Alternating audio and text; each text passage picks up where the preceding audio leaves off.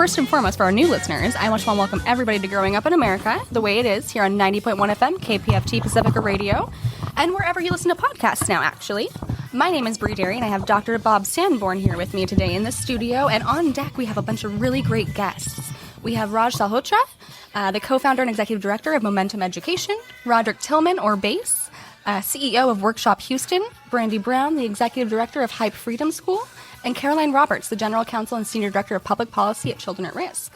What do you think, Dr. Bob? Well, it should be a good show. I'm looking forward to it, right? I think so. We're going to try to get our microphone situation worked out here. But as always, we're always excited about the good show and always excited about talking about public policy and everything. And Bri, how have you been doing, by the way? Oh, I've been so good. You know, I have so much espresso today, Dr. Bob. If I start talking too fast, just let me know. Very good.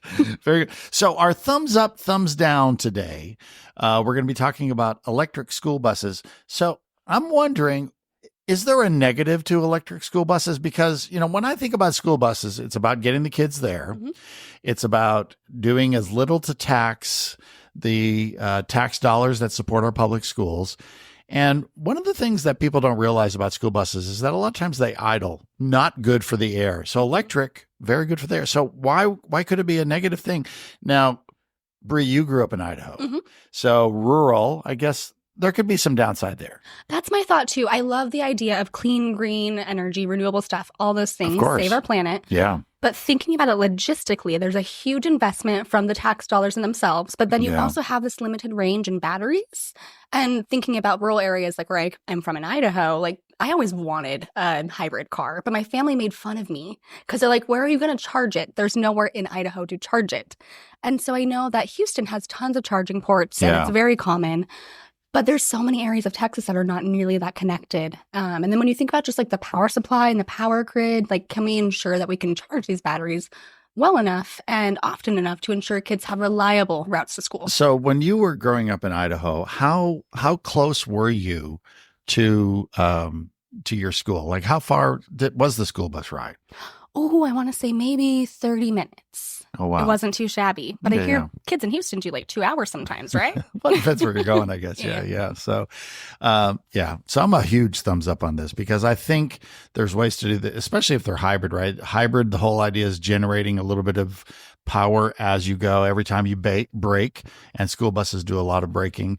So I think really all of our school buses should be electric or hybrid at least. I hope that one day they are. I really do. All my concerns aside. Okay. Very good. Hey, coming up on the program, we're going to talk to Salhotra, who is the co-founder and executive director of Momentum. And we're going to be talking about what Momentum is doing to advance public education in our community and give his opinions on the coming year in public education, where we're going. We'll be right back after this quick musical break here on Growing Up in America.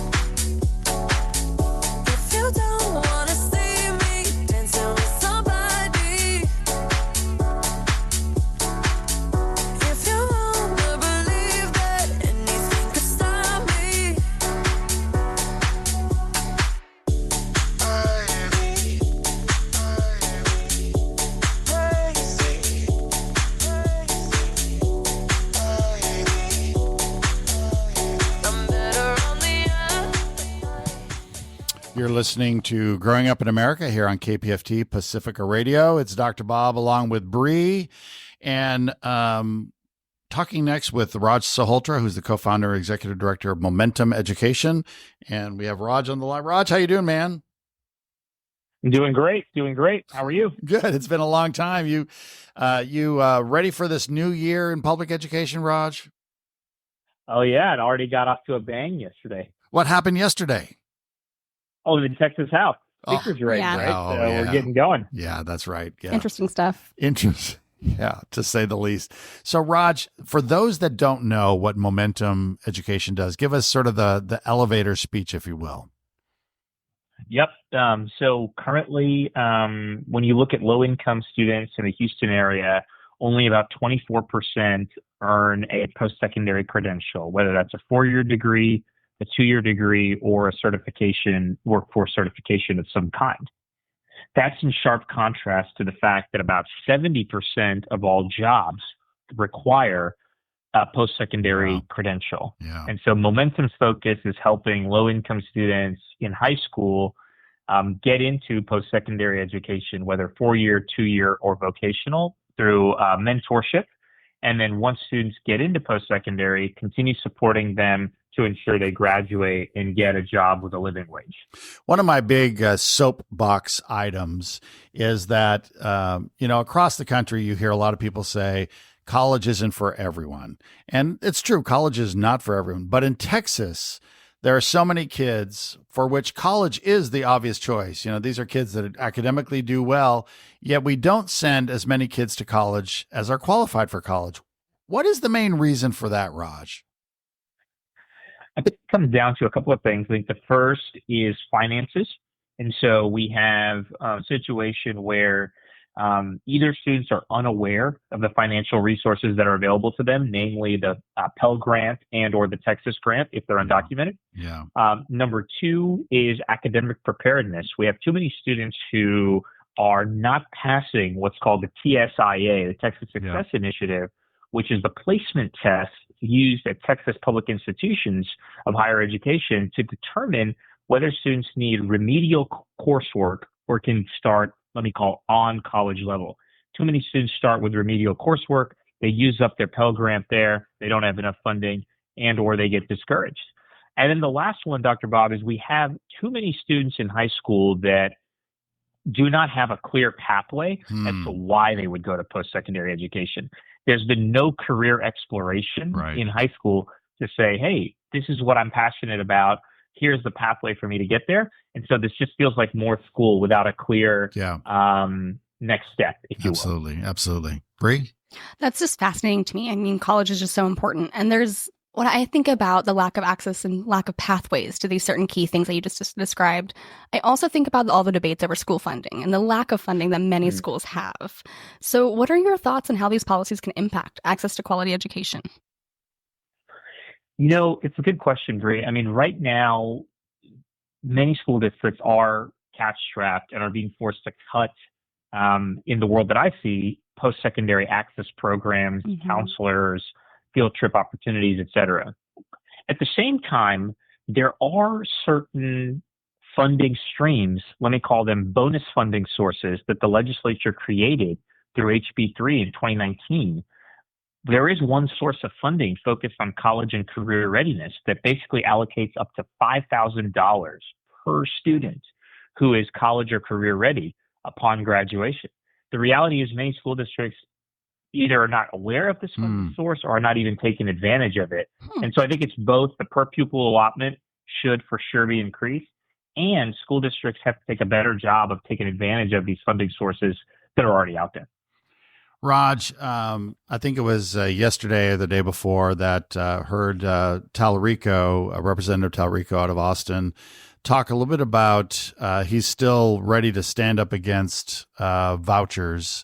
And, when you look at the numbers, it's a valiant stand and, we stand with him in this idea against vouchers. But if you count votes, it looks like the state legislature seems to have the votes for vouchers. How is that going to have an impact in your world in terms of low-income kids in our state and their potential success or non-success? Yeah, my big concern there, beyond sort of the accountability of where students are going to be going, because I think none of the bills in the last session really talked about the accountability of the schools that will be receiving voucher funding. But let's just leave that aside for a second. Yeah. I think to me, the bigger concern is the finances. Right now, there's already 1 million students either homeschooled or private schooled in the state of Texas. Let's just stipulate, which if you look at the bills from last session, the voucher amount is somewhere between $8,000 and $10,000. That's $8 billion just for the kids who are already in private or homeschool. which means in a biennium, we're talking about $16 billion before any new student even takes advantage of a voucher. So I'm just trying to understand on the financing side how this will actually play out. And my theory is what happens is you see greater and greater cuts for public schools, which will result in even more cuts to students' ability to access post-secondary education. Yeah. We have the children at risk school rankings that come out annually. They're about to come out in the next few weeks. And there are always some bright spots, right? There are always some good things happening. Right. But when you look at the overall trend, when you have schools having had to battle through the pandemic and then 2 legislative sessions worth of no increases in funding for public schools, it's pretty, it looks pretty tough. And you're going to hear public officials say, well, we need vouchers because our schools are not working, when indeed they sort of created this problem of not funding the schools and not dealing with things after the pandemic. I wonder for you, as we look at low-income kids, Raj, if you were sort of the TEA commissioner, with a supportive governor, how would you change public education so that 65% of all of our children that are coming from low-income families, they would have an equal opportunity to be successful? Yeah, I think there's a couple of things that come to mind. I think one is just going way back, way above my pay grade is this early childhood education. You guys have done so much work on this, and the research is super clear. And I think that's one. I think the second thing is this idea of passing students along in younger grades that may not already have the requisite mastery. Because, for example, when I used to teach high school math, I would routinely see students who could not complete basic algebra, and there was no way they're going to be doing advanced algebra or pre-calculus when they cannot even, add fractions. And so I think that's to be my second thing. And then the third is I really believe that we have lost in high school this idea of career exploration. And I think it's so essential because if students graduate high school without a clear pathway for what's next, both career goal and whatever post-secondary education they need, we see that they're not enrolling. And if they do enroll in post-secondary, they're dropping out.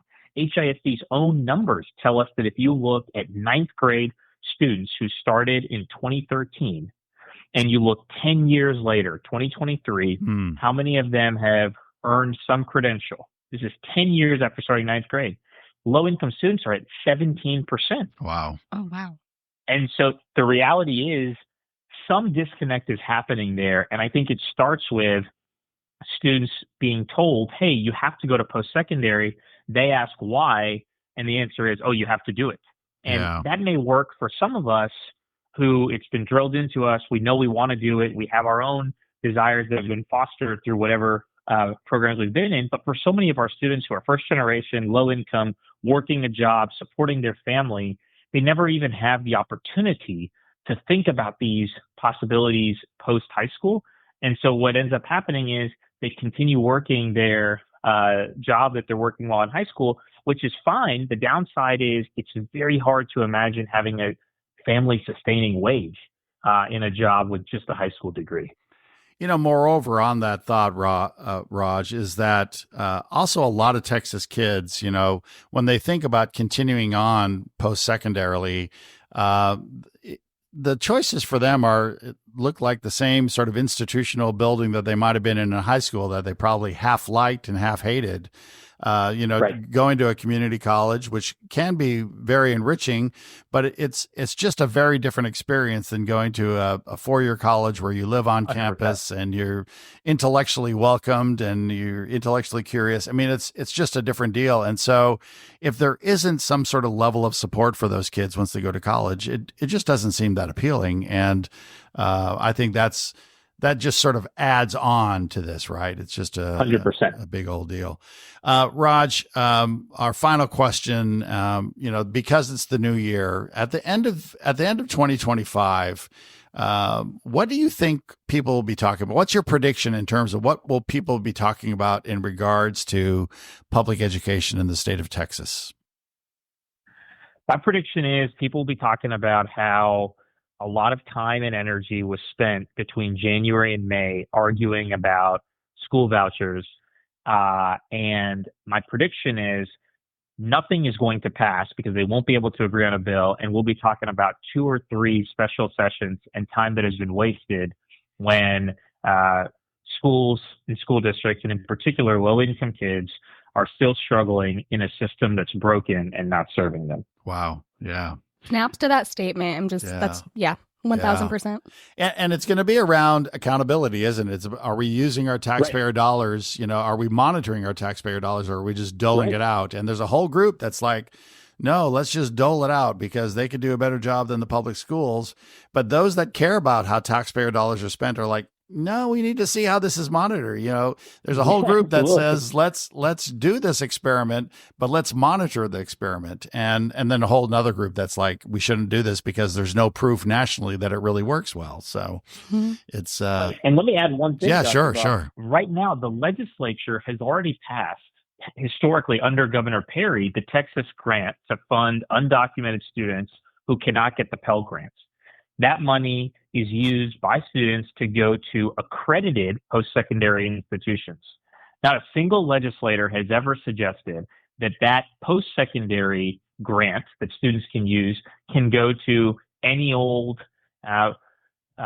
post-secondary institution that just opens up tomorrow. So that means they do believe in accountability on post-secondary side. I just don't understand why that's not being brought in to the high school side and really the K-12 side. So a lot of work to do for sure. Raj, we need to have you back to talk more about public education. It's a good conversation. Raj Salhotra is the CEO and founder of Momentum Education and one of the great community experts in Houston on what's going on with kids and education. Thanks, Raj, so much. And Raj, if you ever decide to run for city council again, or school board, whatever, I think there are a lot of people that would know that you would be a good asset to our city to be in leadership. So thank you so very much for the work that you do.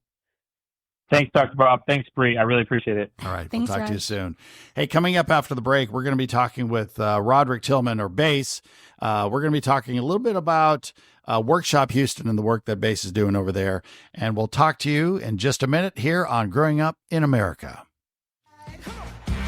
Gumbe, what's up? Don't you want me like I want you, baby? Don't you need me like I need you now? Sleep tomorrow, but tonight go crazy. All you gotta do is just meet me at the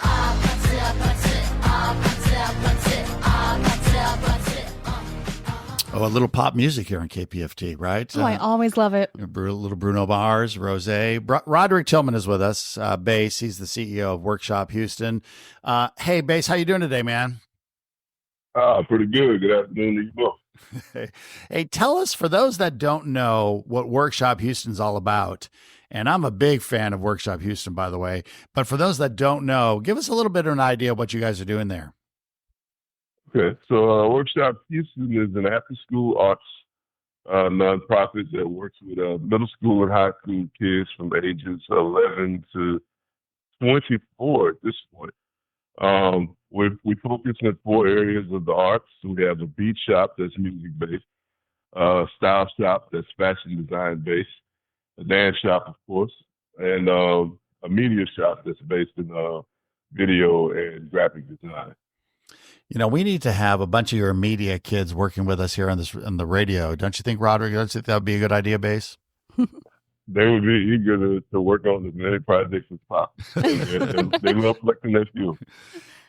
One of the areas that we've worked on at Children at Risk is this whole idea of disconnected youth or opportunity youth.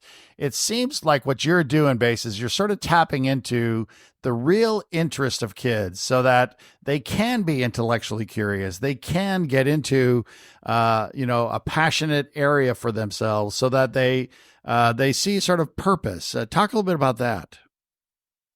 Well, yeah, we not only is that the focus, we also kind of zero in on that focus by offering employment opportunities for our youth as well.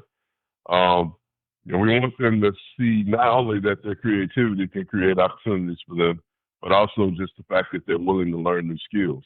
Having that open-mindedness to be able to, be willing to tackle a new task and take on a thing that you didn't know before and learn new opportunities is the kind of mindset that you're going to have to need going into the future in the ever changing, economic society. I mean, Yeah. AI is taking over. All these new technologies are coming out. You got to be willing to learn new things on the drop of a dime. Absolutely. Well, and as our resident media activism director here, I am a huge fan of everything you're doing and this exposure to new career pathways like we just talked about, right? So I'm curious, our education system as a nation, locally, whatever you want to call it, is increasingly focused on testing and STEM. And so I really love what you're doing here. And I want to just hear from your own perspective, what role does this kind of education play in shaping well-rounded, resilient kids? Absolutely. I mean, this is so important, like I said, in being able to survive in 2025. I mean, being able to remember facts and regurgitate information is not enough. Now you need to be able to problem solve. You need to be able to, have the open-mindedness to learn new things, let go of things you may have learned in the past, be able to accept a new reality. Also, this work, it bolsters their confidence. You have to be a confident person and able to learn new things. It gives them an identity. A lot of these kids don't have a particular skill that they identify with. So taking on an art form or a new skill gives them an identity that they can now define themselves as, and it gives them the confidence they need to be able to take on new tasks. Absolutely. Base, a number of years ago, you guys got a big award from the White House for being sort of an extraordinary after-school program. How has that sort of has that allowed for the program to be replicated around the country, or is there still not enough of this stuff going on? I don't think it's been replicated as much. I think a lot of people approach what we're doing in different ways. I haven't really seen anything quite like what we're doing. But it did allow us to have much more impact in our community. We expanded our campus. We went from a small building that we were just kind of making work into an actual, almost half a block campus. We expanded our buildings, larger staff, and we're able to serve more kids. So that was definitely a plus. When you look at public education today, Base, and you see kids that sort of aren't interested in learning, do you think that the type of stuff that you guys are doing at Workshop Houston is something that, HISD or A-Leaf ISD or, some of the other big school districts in our state and frankly in our country, they should be replicating to some extent? It's not replicating, at least, borrowing from. Yeah. I think the main thing that propels our format is that all of our instructors are passionate about their medium. Yeah. So we have what we call teaching artists in each shop, and not only are they teaching the kids that they're working with, but outside of Workshop Houston, they're all deeply practicing their art forms.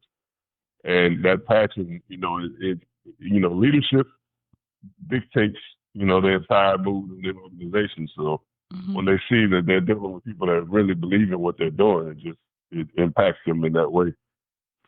We're beginning the new year here, Base. And so I wonder for you and Workshop Houston, what's your resolution for the year? What's the big goal for the year for you guys? This year, our motto is funny you should ask. Me and my program director just discussed this morning. Our motto for this year is a season of maturity. Oh, look at that. We have a lot of things that we have established. We know who we are.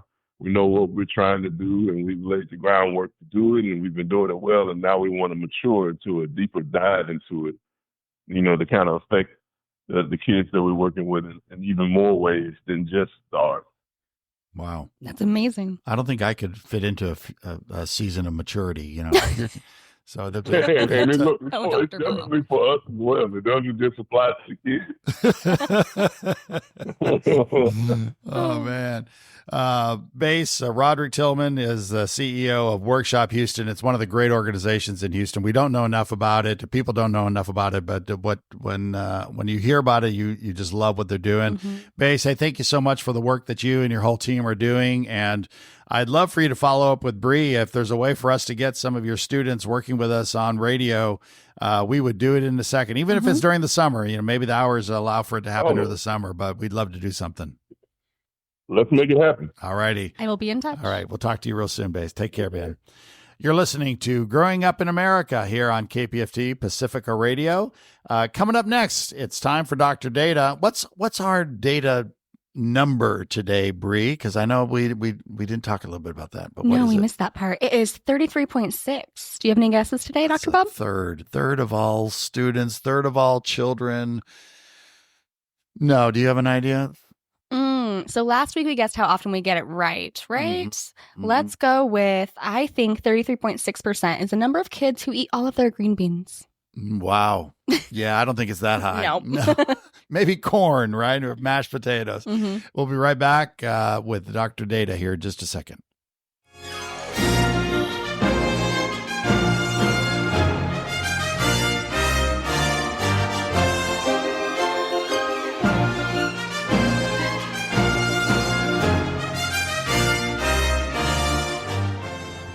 Engage, right? We're at so the Star Trek theme, because Dr. Data is with us and he loves Star Trek. Dr. Data is Dr. Chris Gulessa. He's a resident scholar at the Baker Institute at Rice University.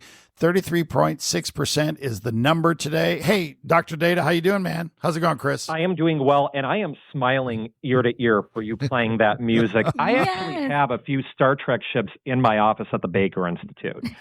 So I believe that. Yeah. I will tell you a story, Chris. My dad used to collect the little ornaments. Hallmark used to do a little Star Trek ornament every holiday season. Cute. And he would take those. And frankly, my daughter bought me a couple of those, my wife. So I had, a half a dozen or so, maybe more. But then when my dad passed away, my stepmother sent me this big, huge box full of every single Star Trek ornament ever. And so my wife created this holiday tree just with Star Trek. So Dr. Data, you would have loved this tree. I mean, we still, we don't put it up every year, but it's pretty cool, right? So It is. I actually have every single one of those ornaments. You do too. So my favorite is the Borg cube, which says, we are the Borg, and happy holidays, resistance is futile. So that's an awesome one. Yeah. So. And Bri is here like, who are the Borg? So it's like a Swedish, a foreign group, Oh, okay. A group of cyborgs. So give us an idea about 33.6%, Chris. So unfortunately, it's bad news for this week, but next week, I promise I will have some good news for you. Okay. So that is the rise in youth committed felonies in Texas since 2022. Oh, wow. Wow. So we have been seeing a pretty significant increase in violent crimes among kids in the state of Texas. And indeed, it's going beyond just even waves, but it's now becoming, in certain cases, in certain counties, a week by week and month by month base increase. Now, I really do want to emphasize that, generally speaking, of course, that rates are down from decades in the past. Yeah. But we are starting to indeed see that increase. And incarceration rates in TJGD are down as well. But we are starting to see some really troubling trends here. What do you think? And I like that you point out, right, that people say, oh, crime is getting back to the way it was, or people think it's worse. It's nowhere near the way it was, say, in the 70s or 80s. But we had this sort of really nice time where crime was significantly going down. And why do we have this little uptick going on, Chris? I really hate to say it. We've been talking a lot about it on this program. It's a lack of mental health support. We're seeing a very significant increase, of course, still of depression and anxiety, and we're not getting that kind of mental health support in schools that we really need. As we know that we have over 95% of schools in Harris County and across the state of Texas are these mental health care deserts. They don't meet the number of counselors per student. And when you have increases of anxiety, depression, you're going to start to see this reflected in crime numbers, unfortunately. And we see very little support for mental health in the state of Texas. A couple of years ago, we put more money into the system. We're still last or next to last in the nation in terms of mental health support for our students. We really are. And we oftentimes talk about, the next legislative session, that we're going to start to see some investments. And, after Uvalde, we did start to see some. But even with that, too, looking into some of these numbers, we're seeing an increase in the number of crimes that are committed with firearms. And, just, of course, we know that, culturally speaking in the state of Texas and even across the United States, it is very difficult in many places to make some real meaningful change when it comes to firearm injury prevention. Absolutely. And that's so concerning to me in so many ways. So knowing that we can't really make any movement on that front, are there any interventions or preventative programs that you found in your research that are effective for curbing the mental health issues? So I really do think that resiliency is a very key word. And I really think, too, it's about in schools being able to try to find a way to screen for students and just generally speaking, being able to break down barriers between the students and their teachers and the mental health providers. One thing that we find in our research a lot is that even when there are additional resources provided to mental health, it doesn't oftentimes mean that the students are comfortable accessing those mental health services, and they don't oftentimes use them.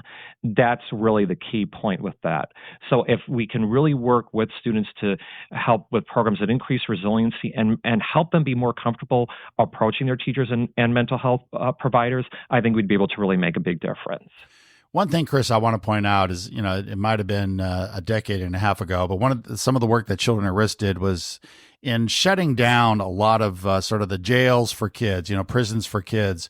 It used to be that the attitudes toward youth crime, youth felonies, was to immediately send them off to these prisons for kids, if you will. And the biggest one was in Beaumont, right near Beaumont. And it was like you'd go visit there and it was like hell for boys, And what we did find through this is that when you incarcerate kids, they just now are just going to be, it's like school, it's learning how to be a criminal, a career criminal. And so by shutting those down, we did a great service to not having kids sort of continuing this life of crime. And so I just want to emphasize the answer isn't incarcerating the kids. The answer is sort of dealing with what's going on. And mental health is a key part of this. Better schools is a key part of it. Early education is another key part of it. And so these are things that we have the ability to do where the payoff is so much better for all of us, including those kids. So I thank you for bringing up this issue today, Chris. No, thank you. And you're 100% correct. And we know that a lot of these facilities are far away from population centers. They're far away from their families. And you're right. It does not do anything to help kids or try to, stem any sort of negative future behavior at all. Chris Kulesa, it's very harmful. Chris Kulesa is Dr. Data, and he's out of Rice University of the Baker Institute. Thank you, Chris, for being our Dr. Data. We'll see you next week with some better data. See you next week. Take care. All right. Take care. You're listening to Growing Up in America. It's Bri and Dr. Bob. And next up, we're going to be talking with Brandi Brown, who's the executive director of the Hype Freedom School, and talking about youth empowerment, out of school time. We'll be right back here on Growing Up in America.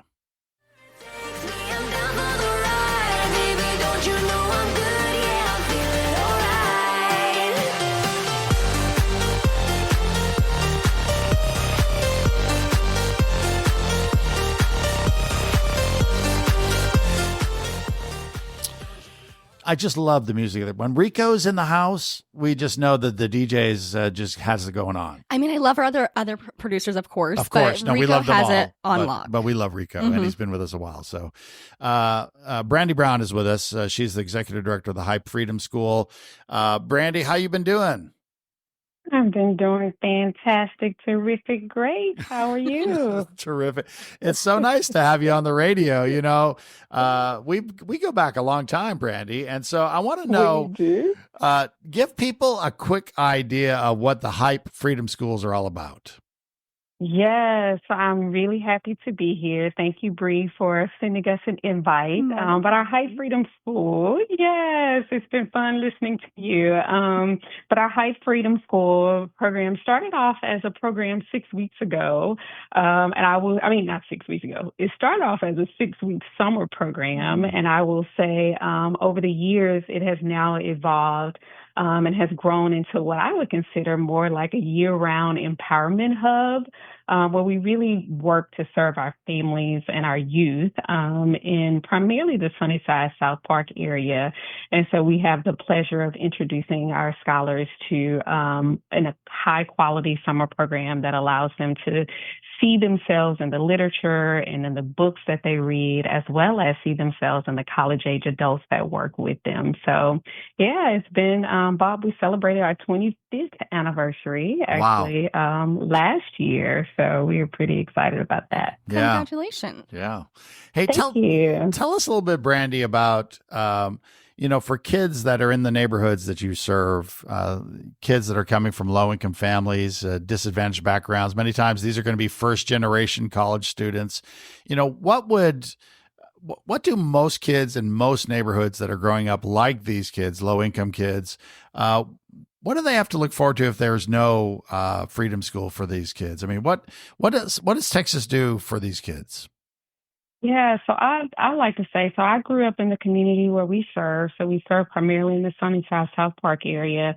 And I will say that, it pays to play during the summer. So if you're a parent like I am now, you know that it costs so much for our children to be able to be engaged when school is not in.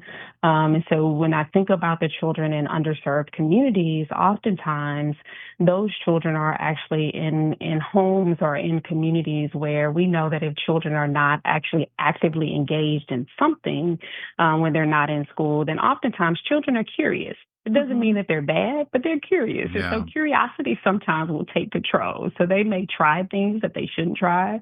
They may explore things that they shouldn't explore. And so when you talk about children that do not have opportunities like a freedom school, then not only are they could potentially be into things that they shouldn't be in, but we also know that children in under-resourced communities oftentimes fall behind during the summer months. And so studies show that children will lose anywhere between 2 to 3 months of their reading and achievement, reading and math academics, if they're not actively involved in high-quality programming or even vacation. We found that even going on vacation and traveling and exploring and seeing other things also help kind of increase our children's learning during the summer months. Well, and when you're young, your brain is just building so many new connections and it wants to learn. So, of course, they're going to learn whatever they can, whether it's real world or a curriculum. I love that you brought up summer learning loss. And we know that definitely disproportionately affects children from underserved communities, like you said. And so what systemic changes could we do to help mitigate that, do you think, from your perspective?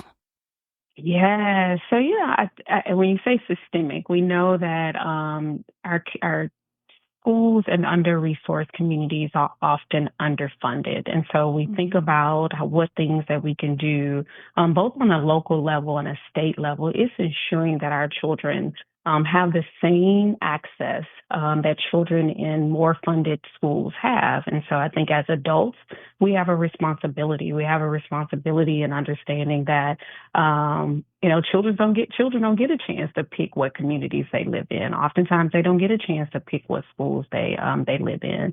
But as state leaders and citywide leaders, we do have a chance to ensure that the funding that needs to happen and needs to go into our schools are placed that way. And so I think, partnerships and collaborations are so key when you're talking about services that we provide, which are primarily during the out-of-school time.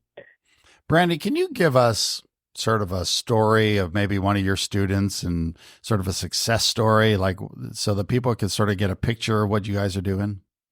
I would love to. So I would say I'm gonna talk to you about a family that really, for me, when I think about the impact that we make. So many times we think about summer, we think about, oh, wow, our children get a chance to have a break from school. And so I think about a young mother who was a single mother who actually had been working at her job for a very short period of time.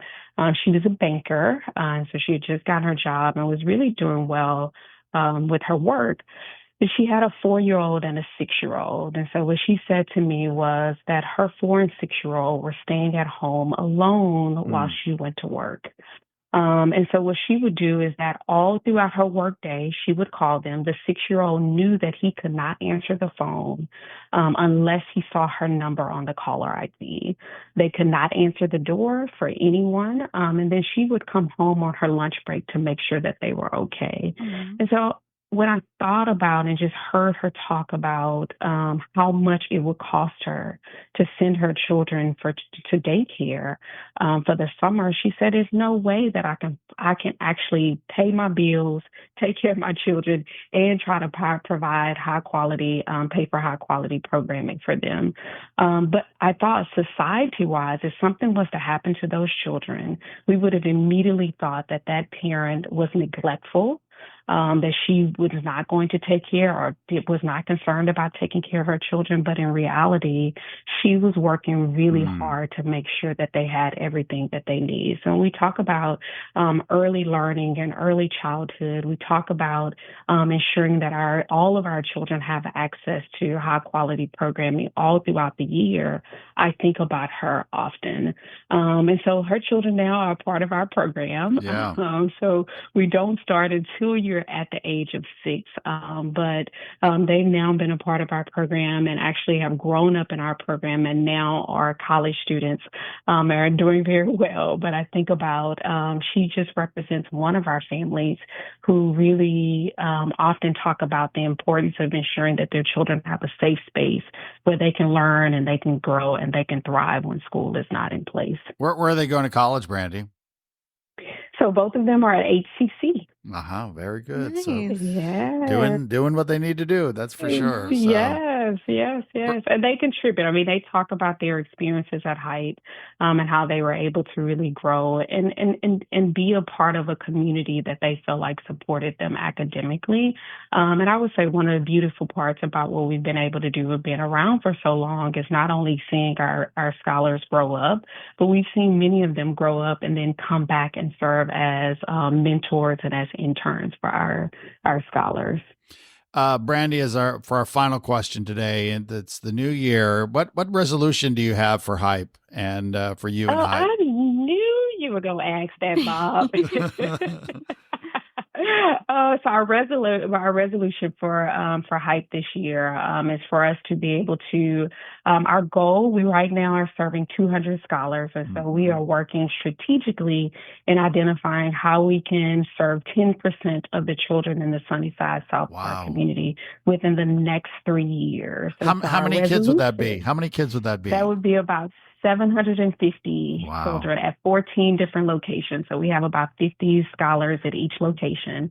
And so our New Year's resolution is to ask and identify partners and funders that will help us to be able to make the impact that we have been called to make. Yeah.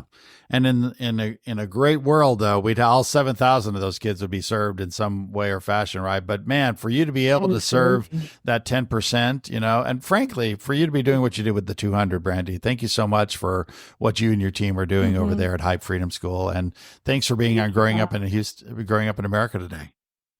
Yes, thank you. I enjoyed it. I appreciate both of you for shedding light on our children and ensuring that all of our children have access to the resources they need to thrive. There you go. Absolutely. Happy New Year.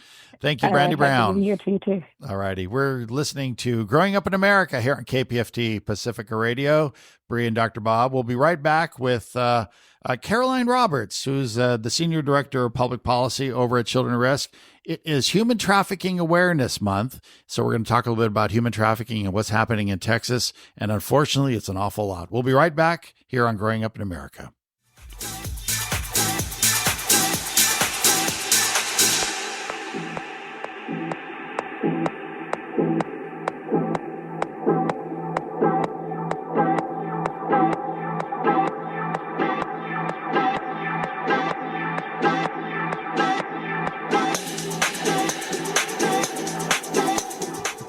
Rico, I keep expecting Pink Pony Club to see bursting out, so it's just, I know it's coming at some point. So maybe next week too. So Caroline Roberts is with us. She is the General Counsel and Senior Director of Public Policy at Children at Risk and our resident expert on all things human trafficking. Caroline, how are you doing today? Doing great. Very good. Hey, what is the state of human trafficking in Texas? Are things getting better? I know that at Children at Risk, we've been talking about this issue for such a long time, and we were the first people in Texas to begin to talk about it. How are we doing? Have we made a lot of I know we've made progress, but it's still a problem, I guess, huh? It is still a problem. And, in some areas we've made some progress. We've seen arrest rates for buyers of commercial sex go up, and we know that that's so important to address the demand for sexual exploitation, human trafficking. With our illicit massage businesses, these are fronts for human trafficking in which, they advertise themselves as offering massages, but they're really offering women that are being exploited and abused inside. Those numbers, unfortunately, have really skyrocketed in the last 6 years. So more than doubled in only 6 years. Wow. And what was interesting is, like, after the pandemic, we saw this, and even during the pandemic, we saw these numbers rise, which I thought was significant. I used to always talk about how we have more illicit brothels in our community than Starbucks. Is that still the case in Houston? Oh, definitely. Wow. So we went from across the state, 689 in 2018 to over 1,400. Wow. And I know you and I were talking about this recently. Houston, number one in the state per capita for trafficking in terms of illicit brothels, but Midland is right up there as well, right? Well, we're actually not. We're number 3. Wow, look at that. Midland and Odessa share 1 and 2 when we look at per capita. Houston is number 1 if you look at total number, but when you break it down by population, we're number 3. and it's interesting, I think, when you compare Houston to cities like Austin and San Antonio and Dallas, Fort Worth, you would think that Dallas, Fort Worth especially might rival us, but they're not even close, right, in terms of pure numbers. No. And, a city that's doing a really great job at bringing those numbers down is El Paso. They've put a lot of work into shutting illicit massage businesses down. So there are definitely cities across the state that we can really model from. Yeah. I would love to learn more about what El Paso is doing. Do you have any ideas about their initiatives, their policies that have been put in place to drive that down a little bit? Well, yeah, they've been doing what's referred to as reverse sting. So instead of going in and arresting the women, setting it up to look like an existing IMB and arresting men. And they've also been pretty active in bringing civil suits to shut these places down. So it's a nuisance, and it's also a violation of consumer protection laws to advertise as a massage business when you are not licensed to give massage for obvious reasons. That's actually really dangerous, right? You could really injure someone. And so you can, as a local attorney, get an injunction to shut these places down. Caroline, I know you've heard me talk about this, but I was at a speaking engagement and I was talking about trafficking and what was going on. And someone came up to me after and he says, I know how to solve trafficking. And I'm like, I'm all ears, and he said, you just need to shut down the border. And I said, well, actually, the bigger problem is our foster care system in the state of Texas. Shutting down the border is really not going to, it's not going to do anything in regards to trafficking. Talk a little bit about myths around that and other myths around human trafficking and realities, Caroline. Absolutely. This is so important. So first off, the group that is most at risk of being trafficked are our domestic minors. Those minors that are living in the U.S., citizens in the U.S., and as you said, foster care involvement, juvenile justice involvement, a history of neglect and abuse. Those are the things that put poverty. Those are the things that put those children so much at risk. It's in our schools. It's on the internet. Online safety is so important. That's where, now the majority of recruitment is occurring. Another, I think, really important misperception is that these are strangers that are kidnapping children. The reality is that most children are trafficked by someone that they know. So they may start off as a stranger online, but then they're becoming that friend that you kind of hear about every once in a while. They are, coaches, teachers, even, church staff we've seen, Yeah. family members. Familial trafficking is an unfortunate reality, and as much as 25% of child trafficking. So it's really being careful to know exactly who your child is talking to and to explain proper boundaries to your children, have that open relationship so that they are engaging with you and telling you things so that you can spot those signs. And then teaching your child about online safety is so incredibly important. It's unfortunate that Liam Neeson, in The Taken, everyone really believes that the pretty blonde-haired girl is going to go on a trip and be kidnapped by Albanians, and that is the reason that we have trafficking, when indeed it was a good movie. It's a great movie. But there are a few things that sort of struck some of us, but yeah. Yeah, and then, The Sound of Freedom, that's another one that kind of furthered that kidnapping model that really doesn't account for that many human trafficking cases in reality. Exactly. Absolutely. Great. So, Caroline, back in 2024, you did an interview about a situation where a gal was trafficked from Idaho to Texas, and it really grabbed my attention because, of course, Idaho, right? Mm-hmm. And I just think about that, and she developed this relationship with a man online. So is it really just that we need to have more training on like digital awareness, digital safety, or is there something else we can do to protect kids in this way? Yeah, that's such a great question. I think that healthy relationship training is also so important. So for children to understand power dynamics, to understand why someone that is older and asking them for personal information, why that is so inappropriate. Also, if a child does go missing, something that I come across sometimes in talking to law enforcement is this, in my mind, a false distinction between missing and running away, because in some cases, the child is, quote unquote, running away to someone that they've met online, but they're running away to a predator, right? They may think of this person as their boyfriend, but he is a predator. He does not have their best interests at heart. And so in the same way that we would go into immediate action if a child was missing, we should think the same thing if they're running away, right? I think that is a distinction that we need to kind of get rid of, throw out, because these children are being manipulated. Mm-hmm. Wow.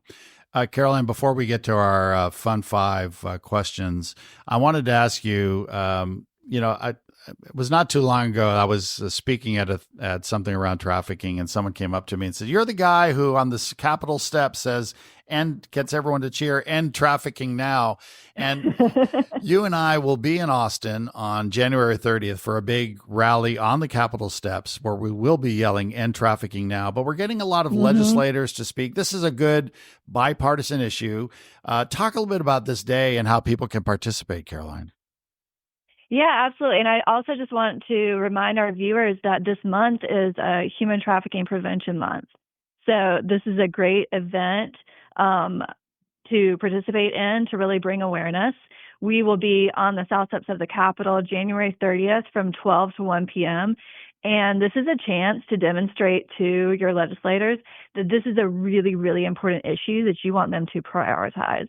Yeah. They only meet every other year, very limited time. And so we have to make sure that they understand for their constituents, this is a priority for them, and we will vote accordingly. Let's go to our Fun 5 questions. So, the importance of family is so very important. We've been talking a lot about education. We're talking about human trafficking and prevention. Family is important. When you think about your own family traditions, Caroline, if there's one that you want to make sure that you instill in the life of your family now and your young son, what is the one tradition you want to continue? So we haven't started this yet because my son is very young. But my parents and me and my brother, we always used to read. We would read Aesop fables at first, or some kind of text before dinner. And so I want to continue that. Wow, that's a nice one. Oh, I love that. And that actually leads me into my question for you, Caroline. If you could swap lives with any character from a kid's book for one day, who would it be? Wow. Oh, man. I know, it's a hard one, right? I'm sort of searching my brain for that. You know what? Maybe let's go TV show. Oh, or no. movie. I would absolutely be the Cat in the Hat, right? I mean, wouldn't that be a great character to be? Anyway. You'd be a great Cat in the Hat. Dr. I was Bob. thinking Dr. Seuss. Yeah. Yeah. Also, Max from the Wild Things would be pretty fun. Yes. Boss around all the monsters, you know? Oh, yeah, because Caroline loves to boss around the monsters. So That's what she really calls our student interns. Yeah. What was your favorite food at the school cafeteria, Caroline? Pizza. Pizza. It's everyone's. I should just stop asking that question because it's always pizza. Yeah. How about your favorite today as we speak? What's the comfort food that it's your go-to comfort food? It always makes you smile. Oh, fried chicken. Oh. Sushi is like, you know, the food that I both enjoy and feel good about, and fried chicken is like I need to comfort myself. Totally fair. I would have said chicken salad chick, knowing you. Well, yeah, but she loves that Cane's, right? You love the Cane's, Caroline. Ooh. Oh yeah. Big Cane's fan. Very good. Nothing beats cane sauce. Very good. Caroline Roberts. She is the Senior Director of Public Policy. She's our expert on human trafficking at children at risk. And you'll see her on the steps of the Capitol yelling, end trafficking now on January 30th. Thank you, Caroline, very much for what you and all your team do in the fight against trafficking and the fight for children each and every day. Thanks, Caroline. Thank you. You've been listening to Growing Up in America here on KPFT Pacifica Radio. Bree and I will be back, though next week we start a new time slot. We're moving to 9 o'clock in the morning. So, or the week after next. Yeah, so it's the 29th, Dr. Bob. You're just too excited about this. Yeah. So we're moving soon. And so we hope that you'll continue to join us there or on podcast, as some of you do as well. So we'll see you next time here on Growing Up in America.